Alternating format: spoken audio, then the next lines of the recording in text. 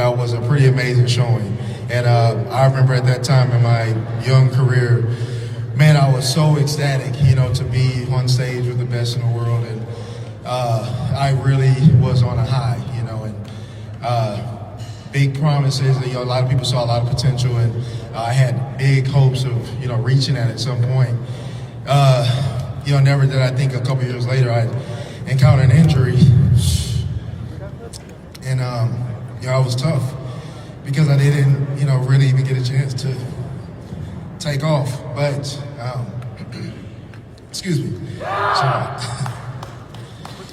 But, coming back from an injury, man, I knew it was going to be a long road because I was at a point where I hadn't even became a really good bodybuilder. So there was a lot of learning left to do. And at that time, man, it was tough. You get injured, everything changes, sponsors, opportunities, all that. So for me, going back to a, quote unquote normal life and having to work a job and, just like starting at the bottom again. And you guys know, coming from, boxing background, not having the biggest legs, it was like I had a handicap on a handicap.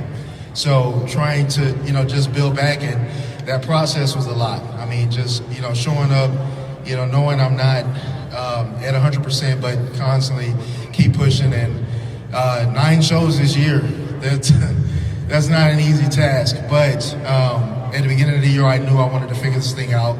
I knew I wanted to make it back to that stage after 5 long years.